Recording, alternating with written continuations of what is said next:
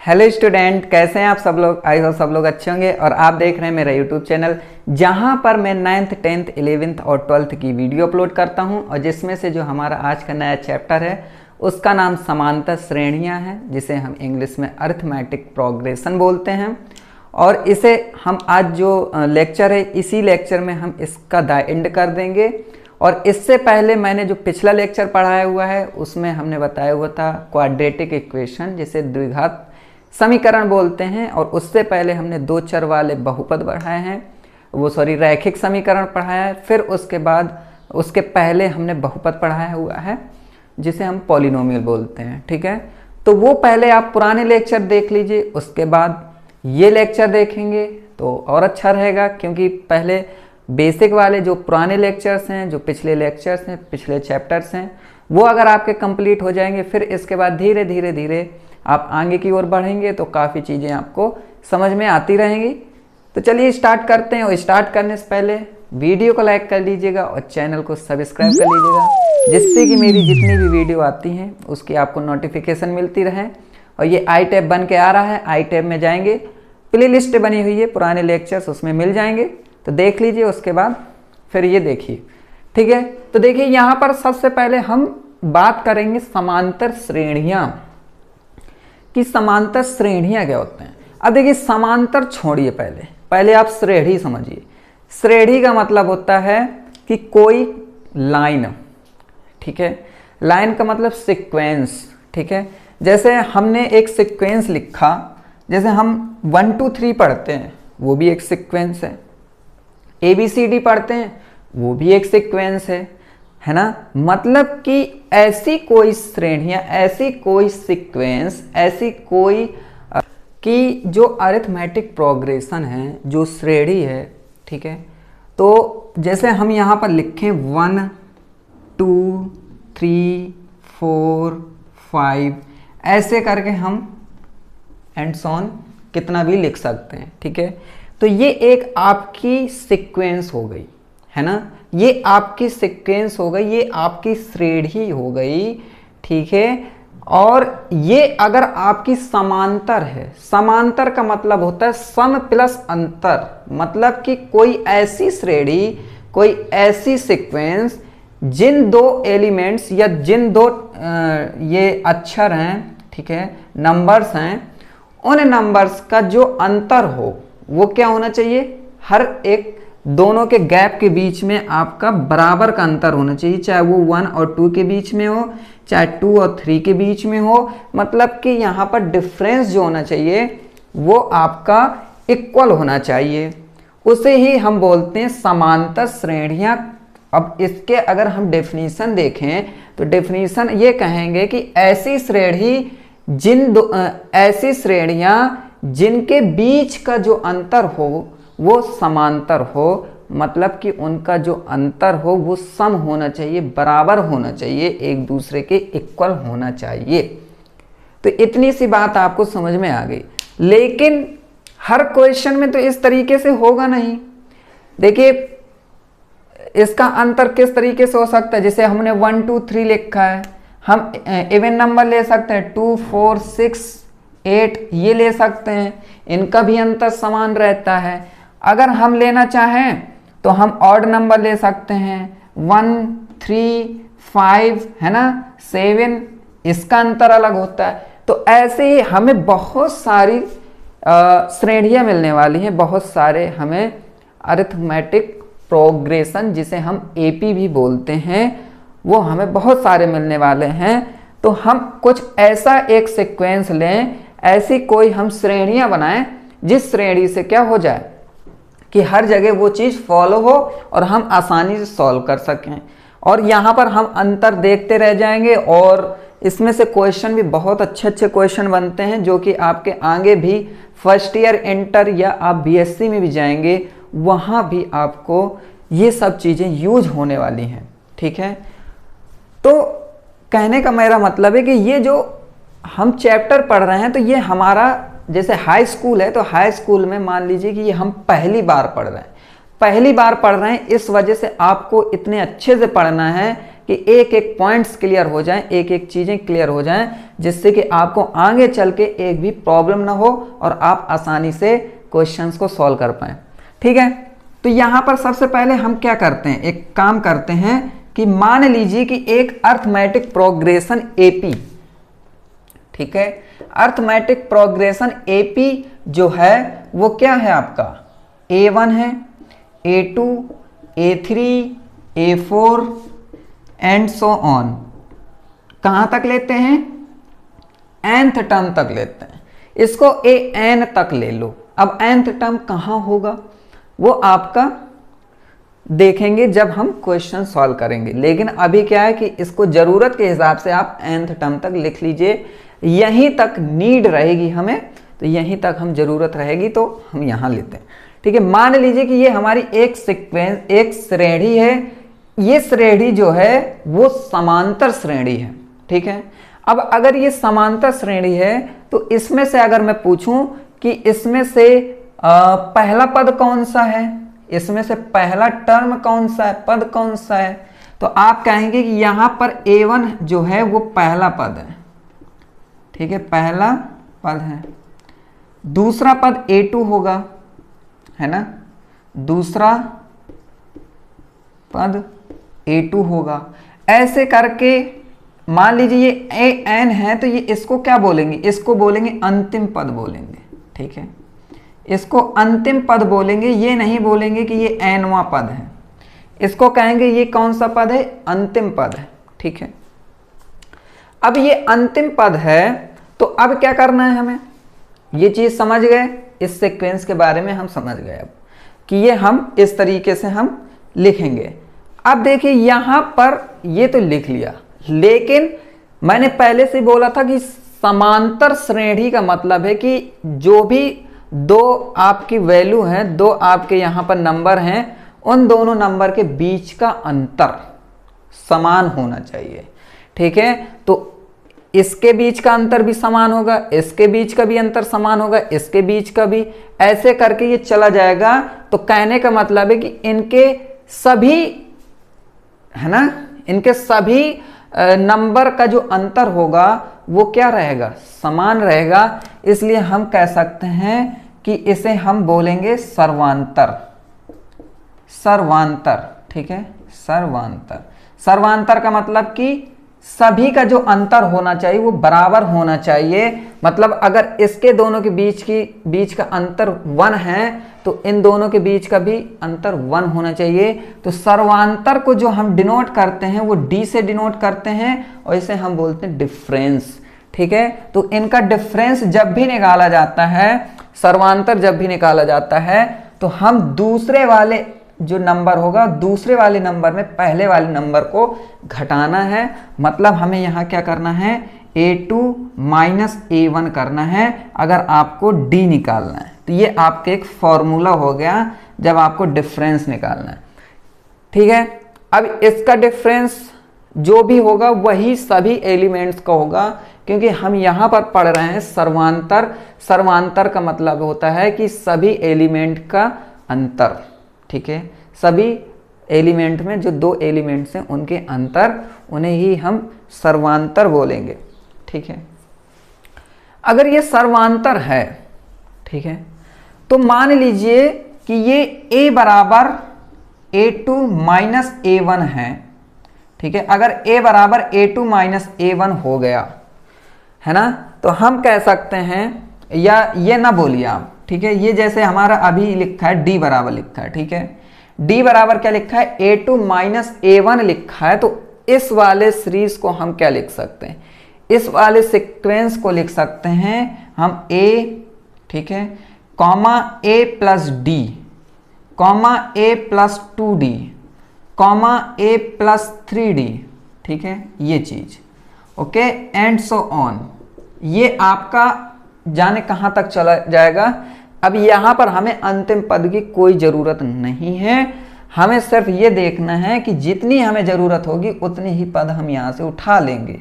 ठीक है, तो ये आपका क्या हो गया, ये AP बराबर हो गया। AP बराबर क्या हो गया, ये सीक्वेंस हो गई। इस सीक्वेंस को याद रखिएगा। अब यहां पर D क्या आया, D आपका आया अंतर।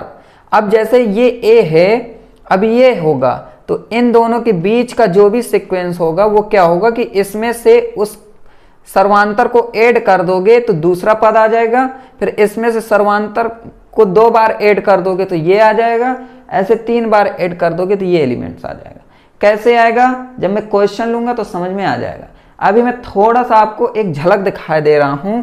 जैसे आपका यहां पर लिखा 1 2 3 4 5, ये नंबर तो आपको बचपन में पढ़ाया ही गया है।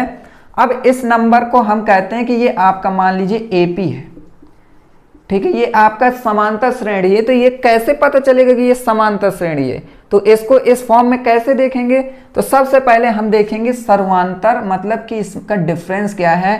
तो डिफरेंस हम देखेंगे कैसे, 2 - 1 करके, 2 - 1 कर देंगे तो 1 होगा। अब अगर मैं इस 1 को क्या करूं, ये पहला पद है तो a हो गया, लेकिन दूसरा पद निकालना है तो हम क्या करेंगे, a + d, मतलब a क्या है, 1 है ना, 1 + d करूंगा, मतलब 1 + 1 करूंगा, ठीक है। यहां पर a क्या है हमारा, अब देखिए ये हमारा पहला पद आ गया, ये है 1, ठीक है। अब मैं पहला पद निकाल लेता हूं 1, ठीक है, एंड दूसरा पद निकालना है तो हम क्या करेंगे, 1 a है प्लस d क्या है, 1 है तो 1, फिर ऐसे करके 1 प्लस फिर 2d, मतलब 2 × 1, ऐसे करके आप देखोगे तो ये क्या बन रहा है, 1 बन रहा है, ये देखिए 2 बन रहा है, ये देखिए 3 बन रहा है, ऐसे बन रहा है कि नहीं बन रहा है। तो ये सीक्वेंस बन रही है कि नहीं बन रही, मतलब कि डिफरेंस को आप ऐड करते जाओ। जैसे हमने एक बार ऐड किया डिफरेंस को तो हमारा दूसरा टर्म आया, 2 बार ऐड किया तो तीसरा आया, 3 बार ऐड किया तो चौथा आया, ठीक है। तो ये चीज आपको समझ में आई होगी, आपको आई हो, ठीक है। तो चलिए यहां तक तो कोई बहुत बड़ी बात नहीं है, इन दोनों के बीच का अंतर एक बार निकाल लो और उसको जोड़ते जाओ तो एक आपकी समांतर श्रेणी बन जाती है। इस वजह से हमें डिफरेंस को देखना पड़ता है, ठीक है।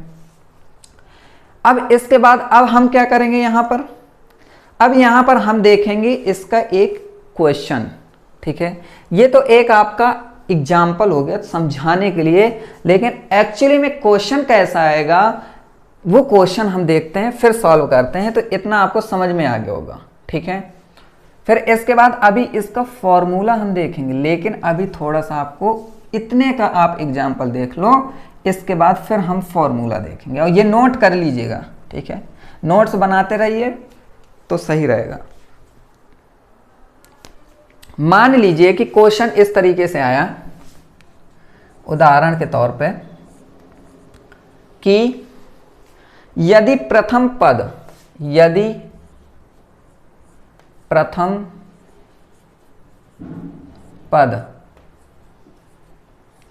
ठीक है, यदि प्रथम पद a = 6 है, 6, और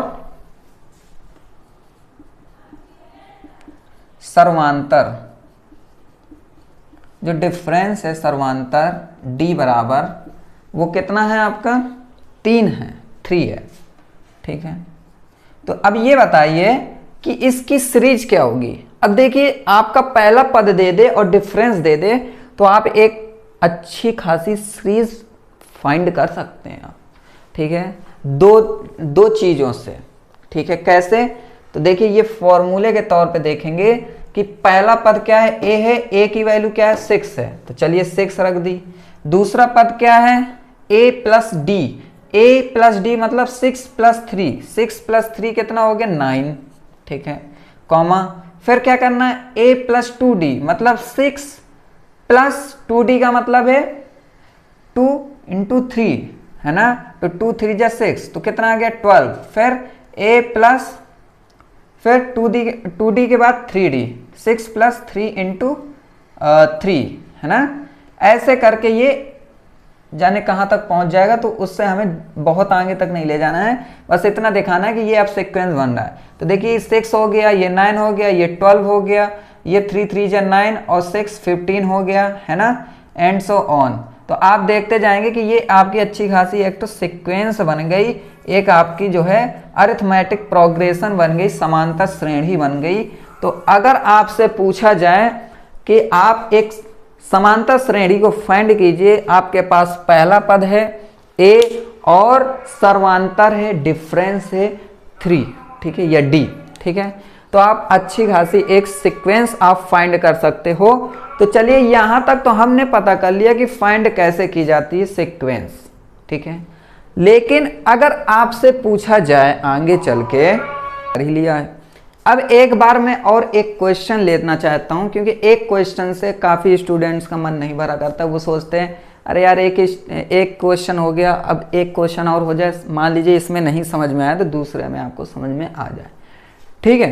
तो देखिए दूसरा क्वेश्चन ये है उदाहरण के तौर पे कि मान लीजिए कि प्रथम पद a बराबर, ठीक है, अगर आपके पास पहला पद a बराबर 3/2 है, 3/2 है फर्स्ट टर्म, एंड डिफरेंस सर्वांतर आपका -1 है, ठीक है, तो आप यहां पर AP फाइंड कर सकते हैं, अर्थमेटिक प्रोग्रेशन मतलब समांतर श्रेणी फाइंड कर सकते हैं। तो कैसे करेंगे, पहले लिखा है A का मतलब 3/2, 3/2, एंड दूसरा है A प्लस D मतलब 3/2, प्लस का मतलब प्लस रखेंगे लेकिन ये माइनस प्लस माइनस कर देगा 1, एंड 3/2, फिर 2 × -1 तो आपका यहाँ 2 रहेगा, एंड 3/2 है ना, फिर 3 × -1 तो ये 3 रहेगा, ओके।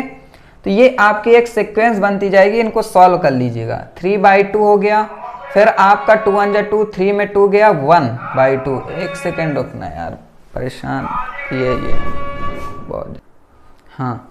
तो अब यहाँ पर हम यहाँ पर देख चुके, ठीक है, 1/2, अब 2 × 2 = 4, 2 × 2 = 4, 4 - 3 माइनस का 1/2 हो गया ये भाई, है ना, फिर 2 × 3 = 6, 6 - 3 3/2 हो गया, है ना, लेकिन माइनस का 3/2, एंड सो ऑन।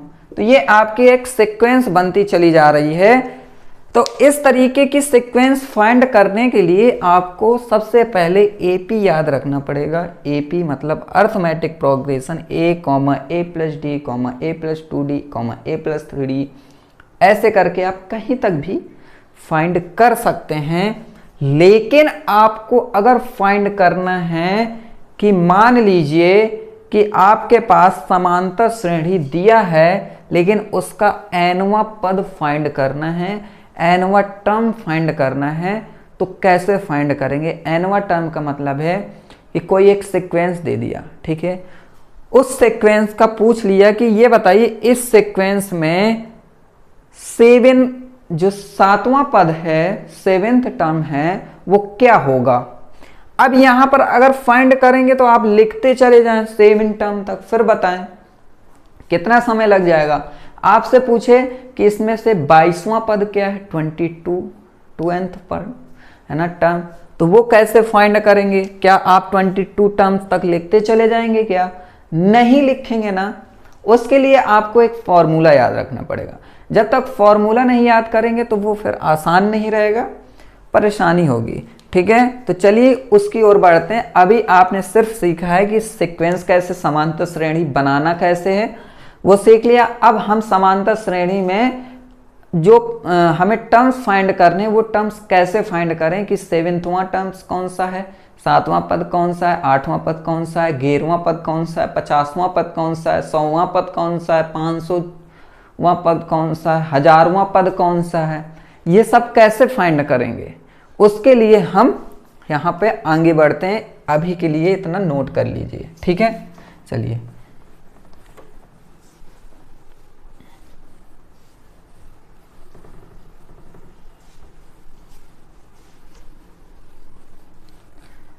और अगर आपके साथ क्लासमेट्स हैं, आपके फ्रेंड्स हैं, तो उनको वीडियो जरूर शेयर कीजिए, जिससे वो भी इस चीज़ का फ़ायदा उठा सकें, ठीक है।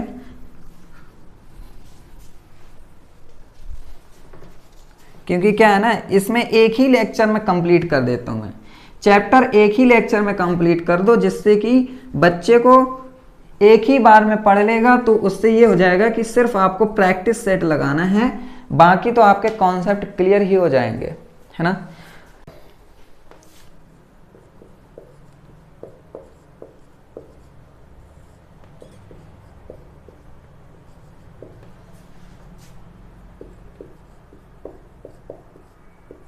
का nवां पद, इंग्लिश वाले डाल लें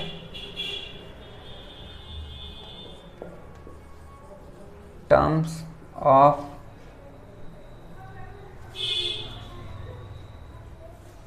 nth terms of AP, nth terms of AP arithmetic progression. तो यहाँ पर देखिए अर्थमेटिक प्रोग्रेशन के लिए आपको करना क्या है, सबसे पहले तो एक सीरीज बना लीजिए, जो सीरीज में आपको बता चुका हूँ कि मान लीजिए ये एपी है, एपी में a comma A plus D comma A plus 2d comma A plus 3d है ना, A plus 3d and so on, ऐसे करके a प्लस n-1d। ये होगा कि नहीं होगा, क्योंकि देखिए जब पहला पद निकाल रहे हैं तो यहाँ पर कोई d नहीं है, जब दूसरा पद निकाल रहे हैं तो यहाँ पर 1d आ रहा है, जब दूसरा निकाल रहे हो तो 1 आ रहा है, जब तीसरा निकाल रहे हो तो 2 आ रहा है, जब चौथा निकाल रहे हो तो 3 आ रहा है, जब n1 निकालोगे तो क्या n से कम नहीं आएगा, चौथा निकाल रहे हो तो 4 से कम क्या आ रहा है, 4 - 1 3 आ रहा है ना। ऐसे n1 निकालोगे तो क्या आएगा, n-1 आएगा कि नहीं आएगा, कॉमन सेंस लगाइए, आ जाएगा। ठीक है, तो चलो ये ठीक है। अब क्या करना है, बस वही काम करना है कि इसे हम कहते हैं a1 पहला पद को, दूसरे पद को a2, तीसरे पद को a3, चौथे पद को a4, ऐसे करके इस पद को an बोलते हैं। ठीक है, बोलते हैं कि नहीं बोलते हैं, nवें पद को ये बोलते हैं, चौथे पद को ये बोलते हैं। पहले पद को a1 बोला, a को a1 बोला, दूसरे पद को a2 बोला, a प्लस डी को, तीसरे को ये बोला, चौथे को ये बोला, है ना। ये है पहले का, ये है दूसरे को। ठीक है, समझ में आया कि नहीं आया, पहले को, दूसरे को, तीसरे को, ऐसे कर गए। अगर मुझे nवां पद निकालना है तो मैं क्या करूँगा कि इसे ही हम ये बोलते हैं, तो हम लिख देंगे an बराबर a plus n-1 into D. बोलेंगे कि नहीं बोलेंगे कि हमें पहला पद निकालना है तो इसी में ही निकाल लेंगे, अब दूसरा पद निकालना है तो इसी से निकाल लेंगे। यहाँ पर हम कहेंगे n जो है वो आपका क्या है, n आपका नेचुरल नंबर है। ठीक है, n आप इसमें n क्या लिख सकते हो, ये हो जाएगा 1 2 3 ऐसे करके एंड सो। ठीक है, ये हो जाएगा, क्योंकि यहाँ पर हम अगर पहला पद निकाल रहे हैं तो यही तो निकालेंगे, पहला मतलब 1, दूसरा मतलब 2, तीसरा मतलब 3, है ना। अब -1वां पद थोड़ी होगा, निगेटिव पद कैसे हम फाइंड कर लेंगे, वो तो निगेटिव इसी में वैल्यू दे देगा, है ना। ये हो गया, तो ये फॉर्मूला है हमारा। ठीक है, अब इस फॉर्मूले में बच्चा जानता होगा कि इसमें से a को हम बोलते हैं पहला पद, a को बोलते हैं पहला पद, n को बोलते हैं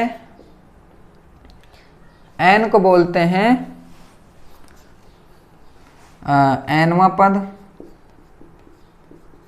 ठीक है, और d को बोलते हैं सर्वांतर, मतलब डिफरेंस। क्लियर है, सर्वांतर। ठीक है, और an क्या है वो फाइंड करेंगे, वो है। ठीक है, हाँ, अब यहाँ पर क्या करेंगे, क्वेश्चन सॉल्व करेंगे। तो मैं एक क्वेश्चन ले लेता हूँ, उस क्वेश्चन के माध्यम से आपको समझ में आ जाएगा कि ये हम किस तरीके से फाइंड करते हैं। ठीक है, तो इतना नोट कर लीजिए आप। अब यहाँ से हम क्वेश्चन लेते हैं। अब आपको पता है ये फॉर्मूला नहीं भूल पाएंगे। ठीक है, इस जो श्रेणी मैंने बताया, इस श्रेणी से आप भूल नहीं पाएंगे, इस वजह से क्योंकि मैंने तरीका बता दिया है कि ये आया कहाँ से, है ना। जब तरीका पता चल गया तो फॉर्मूले जितने भी होते हैं, ये कोई फॉर्मूले ऐसे नहीं होते हैं कि बस अवतार ले लिया, प्रकट हो गए और कह दिया आज से मैं ये फॉर्मूला हो गया।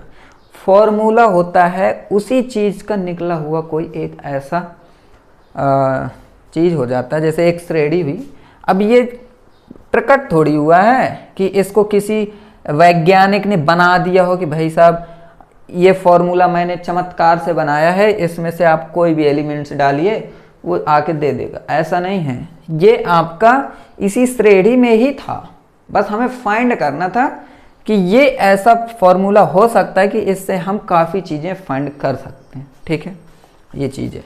अब देखिए क्वेश्चन है हमारे पास, मैं क्वेश्चन ले लेता हूँ कि यदि उदाहरण है हमारा, उदाहरण एग्जाम्पल है कि अगर AP 2 7 12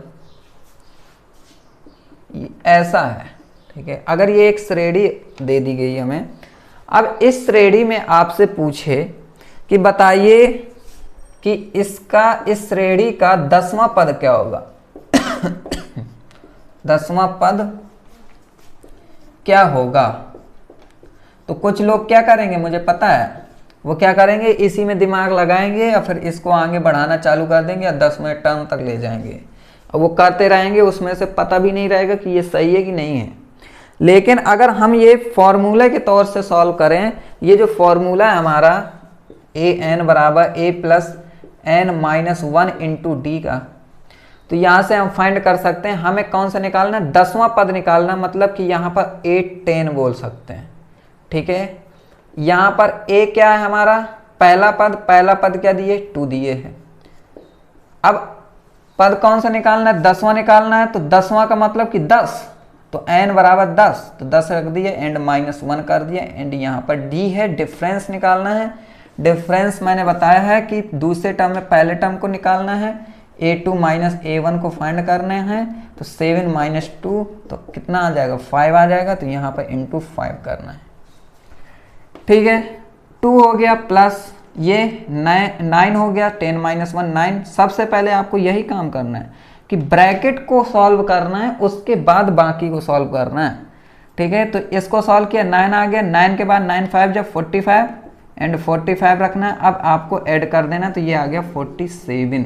तो आप कह सकते हैं कि यहाँ पर जो 10वां पद होगा हमारा वो 47 होगा, 47 होगा। तो आ गया समझ में कि नहीं आ गया, कितना आसान है। यहाँ पर फॉर्मूला रखिए, डायरेक्ट आप 10वां पद फाइंड कीजिए और रख दीजिए। ठीक है, अगर आप इस तरीके से करेंगे कि यहीं दिमाग लगाएंगे और सीक्वेंस को आगे बढ़ाते ले जाएंगे तो बहुत समय लग जाएगा और फिर आपके एग्जाम में बेकार हो जाएगा और एग्जामिनर भी गलत कर देगा, ये भी सोचिएगा। ठीक है, फाइंड करना है तो इसी तरीके से फाइंड करना पड़ेगा, ये फॉर्मूला आप ध्यान में रखेंगे। ठीक है, चलिए एक क्वेश्चन और हो गया। अब एक क्वेश्चन और लेते हैं जिससे कि आपको सेटिस्फाई हो जाए आप। ठीक है, और अच्छे समझ में आ जाए। और हाँ, आपके देखिए जो आपके पास बुक्स है, उस बुक्स में आपके क्वेश्चन बहुत सारे हैं, उन क्वेश्चंस को सॉल्व कीजिए। ठीक है, अगर क्वेश्चन नहीं समझ में आ रहा है या कोई क्वेश्चन रह गया है तो आप एक काम कर सकते हैं, ये मेरा व्हाट्सएप ग्रुप है 8299141035, ये व्हाट्सएप नंबर है। इस नंबर पे आप मैसेज कीजिए तो मैं आपको ऐड कर दूंगा ग्रुप में। ग्रुप में ऐड करने के बाद वहां पर क्या कीजिए, कोई भी क्वेश्चन है आपके पास, उस क्वेश्चन की आप फोटो खींचिए। फोटो खींचने के बाद उस क्वेश्चन का जो कट्स है वो आप ग्रुप में सेंड कर दीजिए। सेंड करेंगे उसका सॉल्यूशन आपको मिल जाएगा उसी ग्रुप में, और इस तरीके का सॉल्यूशन होगा कि आप तुरंत समझ जाएंगे कि कहाँ दिक्कत है। ठीक है, तो ये चलिए ठीक है, ये तो बात की बात हो गई। ये तब की बात है जब आपको समझ में नहीं आया होगा, लेकिन अभी तो मैं समझा रहा हूँ। देखिए ये क्वेश्चन हमारे पास है, क्वेश्चन है कि मान लीजिए एक मेरे पास उदाहरण है कि AP, एक मेरे पास समांतर श्रेणी है 21 18 15 एंड सो ऑन का, ऐसा भी क्वेश्चन आता है का कौन सा पद माइनस 81 है, माइनस का 81 है। ठीक है, और दूसरा है साथ ही क्या इस एपी का अर्थमेटिक प्रोग्रेशन का कोई पद शून्य है। ठीक है, ये हमारा क्वेश्चन हो गया। मतलब कि इंग्लिश वाले कह सकते हैं कि इसमें से जैसे ये आपकी एक अर्थमेटिक प्रोग्रेशन है, उसका कौन सा, ठीक है, पद, ठीक है, क्या है, माइनस का 81 है, एंड साथ ही इस एपी का कोई पद एनी टर्म्स 0 है। ठीक है ना।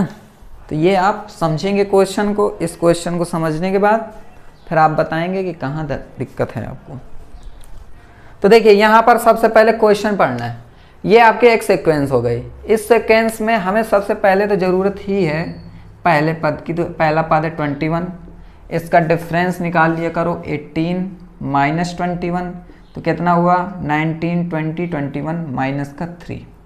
क्लियर है, माइनस का 3 हो गया। एंड अब इसमें से पूछ रहा है कि कौन सा पद माइनस का 81 है। ठीक है, तो ये कैसे फाइंड करेंगे। तो देखिए यहाँ पर आपको करना क्या है कि ऐसे क्वेश्चन में पहले फॉर्मूला लगाइए। ए एन बराबर ए प्लस का एन माइनस 1 इंटू डी। ठीक है, अब इसमें से पहले से ही उसने पद बता दिया है कि माइनस का 81 है ना। अगर वो ऐसा पूछ लेता कि 10वां पद क्या है, 12वां पद क्या है वो, लेकिन उसने पहले से कह दिया कि गेरा है, मतलब वो पद गेरा है, तो वो आप ये बताइए कि वो कौन सा पद है ना, वो कौन सा पद है ये पूछ रहा है। पहले ये कहता था कि 8वां पद कौन सा है, अब वो 8वां पद नहीं पूछ रहा है, उसने आंसर दे दिया। अब वो 8वां की जगह वो पूछ रहा है कि कौन सा पद है। ठीक है, नहीं समझ में आई ये कि पहले ये पूछता था कि यहाँ पर क्या है, ठीक है, लेकिन अब उसने आंसर ये दे दिया कि ये पद ये है, लेकिन ये क्या है, यहाँ पर क्या है। ठीक है, तो वो चीज़ कैसे निकालना है वो मैं बता रहा हूँ। ए एन क्या हो गई, माइनस का 81 हो गई, ये है माइनस का 81। ठीक है, ये हो गया। एंड ए क्या, पहला पद क्या है 21, and plus n minus 1 into d, difference क्या है माइनस का 3। ये चीज समझ में आया। अब ये पूछ रहा है और ये दे दिया। पहले क्या होता था कि ये दे देता था, पहला जो क्वेश्चन था उसमें तो ये दे दिया था कि 10वां पद कौन सा होगा, तो हम 10 यहाँ लिखते थे और ये पद निकाल देते। अब ये क्या है, वो पद दे दिया है, लेकिन ये पूछ रहा है कि कौन सा होगा, 10वां होगा कि 11वां होगा कि 12वां होगा, वो चीज़ है। समझ में आया। तो ये माइनस का 81 हो गया is equal to 21 plus minus का 3 है तो माइनस का 3n हो गया, एंड ये माइनस माइनस प्लस का 3 हो गया। ठीक है, माइनस का 81 एंड 21 और 3 24, लेकिन माइनस का इज इक्वल टू माइनस का 3n। तो ये 4 और 1 5 हो गया, 8 9 10 हो गया, 105 एंड माइनस का ये माइनस का 3n। माइनस से माइनस कैंसिल हो जाएगा, n बराबर हो जाएगा 3 3 जा 9 एन 3 5 जा 15। मतलब कि 35वां पद जो होगा वो होगा माइनस का 81। तो हम कह सकते हैं कि 35वां पद माइनस का 81 होगा। ठीक है, ये चीज़ है एपी का 35वां पद माइनस का 81 होगा। अब पहले वो 10वां पद बोल देता था और ये पूछता था, लेकिन इस बार ये दे दिया है, ये पूछ रहा है। समझ में आया कि नहीं आया। ठीक है, चलो इतना समझ में आ गया। और क्वेश्चन चाहिए क्या आपको? एक और क्वेश्चन देख लेता हूँ अगर क्वेश्चन दिए है। हाँ, अभी तो क्वेश्चन बाकी है यार। क्वेश्चन ये है कि क्या साथ ही क्या इस एपी का कोई पद 0 है। ठीक है, तो अब इसमें भी बहुत अच्छी बात हो गई, इसमें भी वही काम करना है क्या काम करना है कि अब उसने पूछ लिया कि वो कौन सा पद होगा जिसका जो 0 होगा, तो यहां पर हम 0 रख देंगे। 0 बराबर 21 प्लस का n माइनस 1 माइनस का 3, ठीक है। तो 0 बराबर है ना, 0 बराबर 21 प्लस का माइनस का 3n एंड प्लस का 3, ठीक है। तो ये कितना हो गया, 24 हो गया। तो 24 क्या का माइनस का इज इक्वल टू माइनस का 3n, माइनस से माइनस कैंसिल, n बराबर 8 त्रिक 24 मतलब 8। तो यहाँ पर हम कह सकते हैं कि 8वां पद जो होगा वो होगा आपका 0 और 35वां पद जो होगा वो होगा माइनस का 81। तो ये समझ में आया कि नहीं आया? तो ऐसे ही आपको सॉल्व करने पड़ेंगे भैया। ये थोड़ा सा क्वेश्चन बहुत अच्छे क्वेश्चन हैं, इसके दिमाग को फ्रेश कर देने वाले और किसी किसी के दिमाग को हिला देने वाले, ठीक है। चलो ये हो गया। तो यहाँ तक तो चलो सफ़र अच्छा कटा हमारा, अच्छी चीज़ें सीखने को मिली। अब यहाँ पर ये बात तो समझ में आ गई कि क्वेश्चन ये पूछेगा कि 8वां पद कौन सा है, 9वां पद कौन सा है, 10वां पद कौन सा है। चलो इतना तो हम कर लेंगे, अब ये सीख चुके हैं। लेकिन अगर भैया ये पूछ लिया कि जो प्रथम पद है, प्रथम पद से 10वें पद तक का जितने भी टर्म्स हैं उनका जोड़ कितना होगा। कैसे? जैसे ये लिख दिया मैंने 1 2 3 4। अब इसमें से कह दिया कि पहले पद से चौथे पद तक का जो जोड़ होगा टोटल वो कितना होगा। तो यहाँ तक तो आप जोड़ सकते हैं कि 4 3 7 7 2 9 1 10, ये 10 हो गया, ठीक है। इतना तो आप सॉल्व कर सकते हैं। लेकिन आपसे मैं कह दूं कि 1 से लेके 1000 तक के जितने भी पद हैं 1 2 3 करके 1000 तक, वो उनका पूरा जोड़ कितना होगा। तो यहाँ पर आपको समझ में नहीं आएगा कि क्या किया जाए। छोटे को तो आप सॉल्व कर सकते हैं, लेकिन 100वें पद कितने होंगे, 10वें पद तक जोड़ कितना होगा, योग कितना होगा, वो सब चीज़ें, तो उन सब चीज़ों का भी हमारे पास सॉल्यूशन है। कैसा सॉल्यूशन है वो देखिए आप, ठीक है। तो ये नोट कर लीजिए, फिर इसके बाद हेडिंग डाल लीजिए।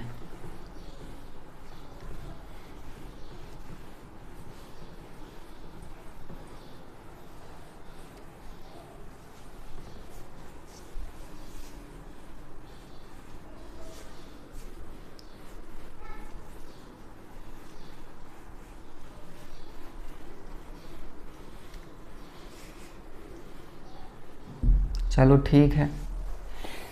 अब यहाँ पर हेडिंग ये डालेंगे कि एपी के प्रथम n पदों का योग, ठीक है। एपी मतलब अर्थमेटिक या समांतर श्रेणी के n पदों का योग, है ना। एपी के प्रथम, या आप एपी के प्रथम n पदों का योग, एपी के प्रथम, यहाँ से एपी के प्रथम n पदों का योग कितना होगा, ये चीज है ना। तो ऐसे क्वेश्चन करने के लिए आपको करना क्या है ना, कि जैसे मान लीजिए आपके पास ये है, तो इसको हम बोलते हैं सम। योग का मतलब होता है सम, सम मतलब होता है एस, लिख लो, ठीक है। एस से डिनोट करते हैं इसको, सम, है ना। योग को हम SUM सम बोलते हैं, है ना। तो उसका जो पहला लेटर होता है एस, उसी से हम डिनोट कर दे रहे हैं इसको। तो एस इज इक्वल टू, पहले तो मुझे श्रेणी बनाने दो। मान लीजिए कि हमारे पास श्रेणी है 1 है ना, +2 +3 +4 प्लस ऐसे करके मान लीजिए ये है हमारे पास, ठीक है। अब ये कहाँ तक जाएगी, मान लीजिए n टर्म्स तक जा रही है। कहाँ तक जा रही है, n टर्म्स तक जा रही है, ये हो गया। लेकिन हम इसको ये भी लिख सकते हैं कि अगर इस तरीके से नहीं दिया है तो आप ये लिख सकते हो कि A1 + A2 plus A3 plus dot dot dot dot AN। क्या इसको हम इस तरीके से नहीं डिनोट कर सकते क्या? अब आपके पास जो भी सीक्वेंस आएगी क्या 1 2 3 के फॉर्म में आएगी क्या? 2 + 4 + 6 इवन नंबर में भी आ सकती है, ऑड नंबर में भी आ सकती है, मतलब सम संख्या में भी आ सकती है, विषम में भी आ सकती है। ठीक है, काफ़ी ऐसे सीक्वेंस बन जाएंगी जिसमें से ये आ सकती हैं ऐसा। अब क्या है यहाँ पर कि इसी को मैं इस तरीके से भी लिख सकता हूँ कि A + A + D है ना, plus A + 2D plus A + 3D plus 3D plus A + 4D plus and so on plus A + N है ना -1D। ठीक है, ये चीज प्लस A + N -1D ये हो सकती है। लेकिन अब क्या है कि यहाँ पर हम ऐसे करके A ऐसे लिखते जाएं। ठीक है, तो क्या होगा हमारे पास, है ना, तो क्या होगा अगर ऐसे लिख रहे हैं तो हम क्या कर सकते हैं, इसको ऐसे ना लिखकर हम सीधे सिर्फ और सिर्फ इस तरीके से लिखेंगे A + D, A + 2D, A + 3D, and so on. ठीक है, इस तरीके से हम लिखते हैं। ठीक है, इसको ऐसे ही रहने दो। ठीक है, इसको ऐसे ही रहने दो। ऐड करना है तो ऐड करने का हम डायरेक्ट फॉर्मूला लगा देंगे और बस सॉल्व कर लेंगे। लेकिन आपको ये करने की जरूरत नहीं है कि A + A + D, A + A + 2D, A + 3D ऐसे करना नहीं है। आपको सिर्फ ये लेना है, ना तो ये करना है, ना ये करना है, ना ये करना है। क्लियर है? इस वजह से मैं पहले से आपको सिर्फ समझा रहा हूं कि ये हमें अपने दिमाग में देखना है कि ये ऐसा ऐड होगा, ये भी हमें अपने दिमाग में देखना है कि ये ऐसा ऐड होगा, ये भी हमें ऐसे दिमाग में रखना है कि ये ऐसे ऐड होगा। लेकिन हम सामने जो देखेंगे वो ऐसे होगा नोटबुक में। ठीक है, अब बस इसको ऐड करना है। ठीक है, तो क्वेश्चन जब आएगा तो क्वेश्चन में आपका यही आएगा इस फॉर्म में। इस फॉर्म में नहीं आएगा, ना इस फॉर्म में आएगा, ना इस फॉर्म में आएगा। क्लियर है? आएगा तो इस फॉर्म में आएगा। तो आप इसी को ध्यान में रखेंगे कि ये इस फॉर्म में आ रहा है और इसको हम एस से डिनोट करेंगे। किससे डिनोट करेंगे? एस से। अगर ये एस से डिनोट कर रहे हैं तो इसका हमारा फॉर्मूला भी होना चाहिए। तो इसका जो फॉर्मूला है वो हमारा क्या है कि n/2 2a प्लस का n-1 इंटू डी। ठीक है, ये फॉर्मूला है। ओके, n/2 2a और इसके अंदर n-1 इंटू d/2 ऐसा कर सकते हो आप। लेकिन अगर आपको इसमें संतुष्टि नहीं है, ठीक है, इसमें संतुष्टि नहीं है तो एक फॉर्मूला और याद कर लीजिए कि अगर n पदों का योगफल पूछे, n पदों का योग पूछे तो आप लिख सकते हो n-1/2। ठीक है, ये आप लिख सकते हो। कैसे? जैसे मैंने यहाँ पर लिखा था 1 + 2 + 3 + 4, तो कितना आया था? 10 आया था। ऐसे यहाँ पर n कितना है? 4 है, 4 एंड 4 - 3 ये /2, तो 4 3 = 12, ये 6 आ रहा नहीं, ये यहाँ पर प्लस होगा, है ना। हाँ, तो ये होगा 4, हाँ 4 + 5 वो 4 + 1 है ना /2, तो ये 5 और 5 4 = 20/2, हाँ 10 आ गया। तो ये n, n+1/2 ये भी हो जाएगा। लेकिन इसमें क्या होगा कि इसमें से अगर आपसे सिर्फ और सिर्फ nth टर्म दी है, सही है, ठीक है, इससे भी सॉल्व कर सकते हैं। तो ये देख लीजिए या ये देख लीजिए, हम सॉल्व करेंगे इससे। ठीक है, उससे हम बाद में बताएंगे कि उसको कैसे क्वेश्चन होने चाहिए जिसमें से हम सॉल्व कर पाएँ। ठीक है, पहले तो यही सॉल्व करते हैं इसी से, समांतर श्रेणी के। तो अब हम इसमें क्वेश्चन लेते हैं, उस क्वेश्चन से आप समझ पाएंगे।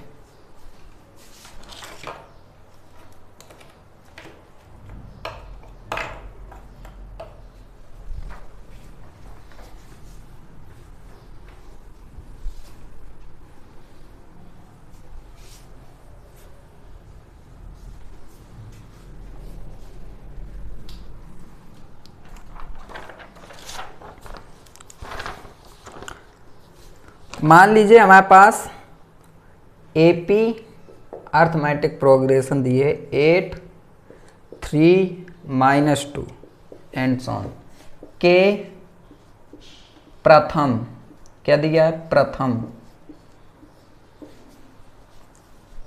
22 पदों का योगफल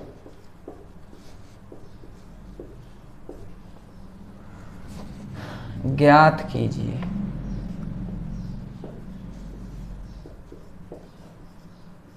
ठीक है, अगर ऐसा दिए हैं तो यहाँ पर पहला पद जो दिए वो 8 दिए हैं।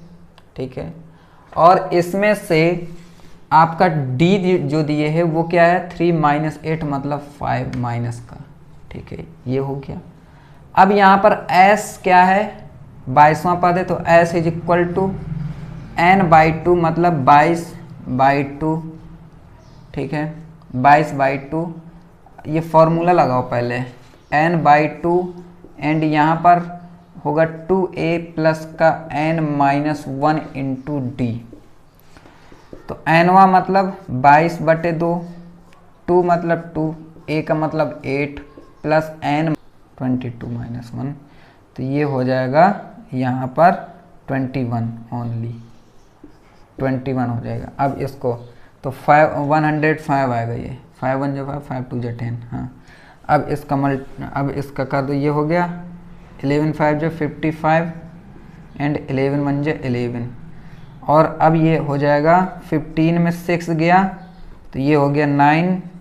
ठीक है, एंड ये हो जाएगा 4, तो ये 14 में 7 गया 7, और ये हो जाएगा 10, 10 में 1 गया 9, और ये किसका है, बड़ा है माइनस, तो माइनस का। तो आप कह सकते हैं कि इन पदों का योगफल जो होगा वो 979 होगा, लेकिन क्या होगा, माइनस का होगा। किसका होगा भैया, माइनस का होगा। अब माइनस का क्यों होगा, क्योंकि ये घट रहा है, 8 है, 3 है, फिर -2 है, फिर कुछ और होगा, फिर कुछ और होगा, ऐसे करके निगेटिव टर्म्स होंगे, और निगेटिव टर्म्स को जब जोड़ेंगे तो निगेटिव ही आएगा। तो देखिए ये निगेटिव ही आया है। तो इस तरीके से क्वेश्चन होते हैं, तो ये समझ में आ ही गया होगा। एक क्वेश्चन और लेते हैं, ऐसे करके 2-3 क्वेश्चन लेते हैं जिससे आपको और अच्छे से समझ में आ जाए। चिंता मत कीजिएगा, परेशान ना होइएगा, एक भी घबराइएगा नहीं। ठीक है, बस आसानी से माइंड को फ्रेश रखकर ही पढ़िए, तभी जाके आपको चीज़ें समझ में आने वाली हैं।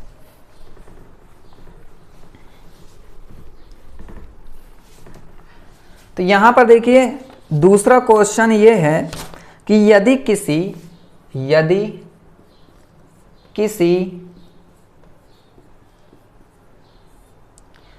एपी के प्रथम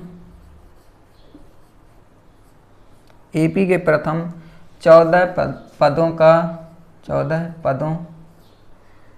का योग 1050 है, मतलब 1050 है, तथा इसका प्रथम पद 10 है, तो 20वां पद ज्ञात कीजिए। ठीक है, इस तरीके से कि यदि एपी का प्रथम पद,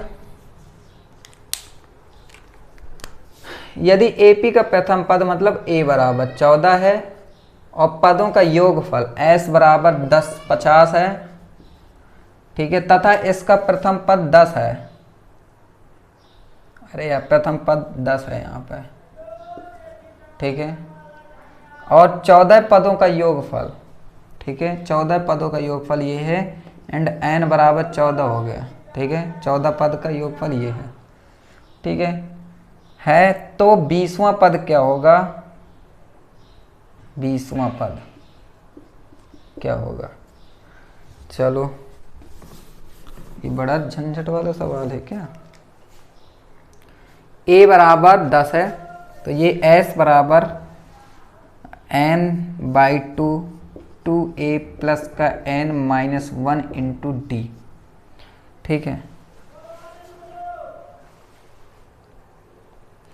तो यहाँ पर बराबर है 1050, s बराबर 1050, n बराबर 14 है बटे 2, 2 a क्या है 10 प्लस n क्या है 14-1 इंटू डी। अब डिफरेंस यहाँ नहीं दिए, डिफरेंस क्या दिया है क्या, यहाँ पर कोई सीक्वेंस दिए हो तो डिफरेंस भी निकाल सकें, डिफरेंस भी नहीं दिए, इसलिए पहले हम डी निकालेंगे और डी जैसे निकालेंगे वैसे ही हमारा फिर ये सेकंड देखेंगे। तो ये हो गया 1050 बराबर 7 और ये 20 एंड प्लस ये 13 डी। क्लियर है, तो 1050 7 2 जा 14 प्लस 7 3 जा 21 एंड 7 1 जा 7 8 9। ठीक है, एंड डी। तो ये जैसे यहाँ होगा 1050 minus 140 upon 91 is equal to d. तो ये हो जाएगा 0 में 0 तो 0, 5 में 4 गया तो 1 एंड ये 0 10 में 1 गया तो 9 और ये 91 इज इक्वल टू डी। तो ये 10 बार में जाएगा तो 10, तो डिफरेंस जो निकला है वो डी निकला है। अब डिफरेंस निकल आया है तो अब हम काम कर सकते हैं अच्छे से। तो देखिए यहाँ पर यहीं पर मैं सॉल्व कर देता हूँ कि अब हमारा सेकंड करे, इसका प्रथम पद 10 है तो ये चलिए 20वां पद निकालना है। तो 20वां पद ए एन बराबर है ना, ए एन बराबर ए प्लस का n-1 इंटू डी। यहाँ पर सम थोड़ी पूछ रहा है ना, तो ये हो जाएगा यहाँ पर ए एन का मतलब हो गया ए 20 इज इक्वल टू ए का मतलब है 10 प्लस 20-1 तो 19 इंटू 10। तो ये हो जाएगा हमारा A20 बराबर 200। ठीक है, तो ये हमारा फाइनल आंसर आ गया। तो इस तरीके से ये क्वेश्चन सॉल्व करते हैं। क्वेश्चन थोड़ा सा समझने की ज़रूरत है कि जैसे ये हो गया तो ये 14 पदों का योगफल पहले से दे दिया, यहाँ से हम डिफरेंस निकाल सकते हैं, तभी जाके ये 20वां पद निकाल सकते हैं, 20वां टर्म निकाल सकते हैं। और हमें ज़रूरत होती है डिफरेंस की, तो डिफरेंस निकलेगा यहाँ से। ठीक है, तो ये चीज़ समझ में आ गई। अब एक क्वेश्चन और लेते हैं। ये क्वेश्चन इसलिए मैं बार बार ले रहा हूँ जिससे कि इससे क्वेश्चन थोड़ा सा पूछे ज़्यादा जाते हैं, आसान नहीं होते इससे।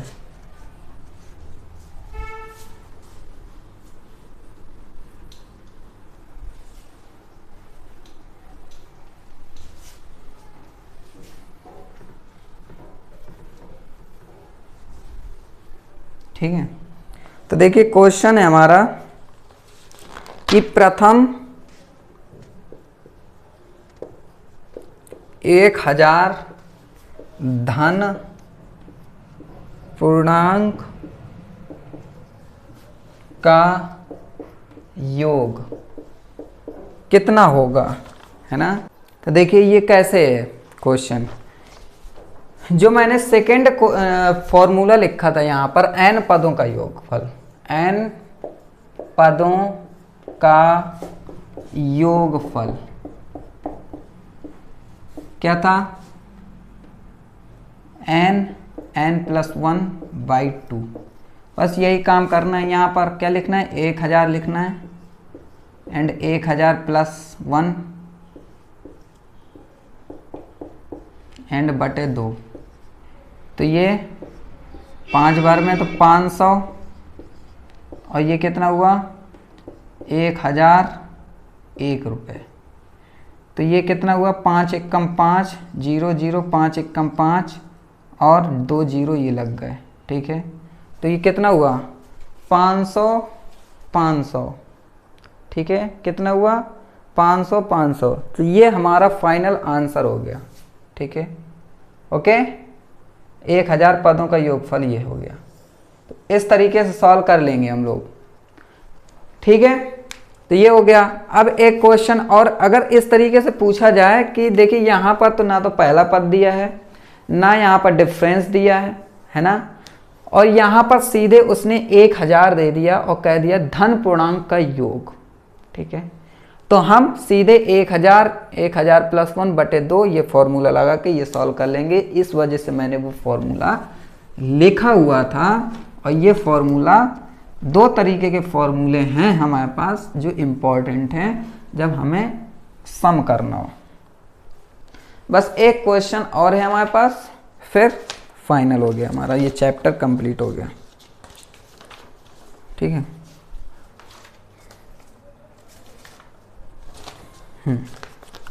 क्वेश्चन है कि एपी 24 है, 21 है, 18 है एंड सो ऑन के कितने पद लिए जाएं ताकि उनका योग, ये तो सब बच्चे लगा लेंगे, उनका योग ये तो सब कोई लगा लेगा, ये बहुत आसान हो गया है ना। काफ़ी लोगों को समझ में आ गया होगा कि ये क्या है। a इक्वल टू 24 हो गया, d निकालना है तो 21 माइनस 24 माइनस का 3 हो गया। तो इसमें से s का तो फॉर्मूला लगेगा ही लगेगा, है ना। n/2 2a प्लस का n-1 इंटू d, ये तो फॉर्मूला लगा ही लगा। लेकिन यहाँ पर देखो सीधे कह दिया उनका योग 78 है, तो s का योग 78 हो गया।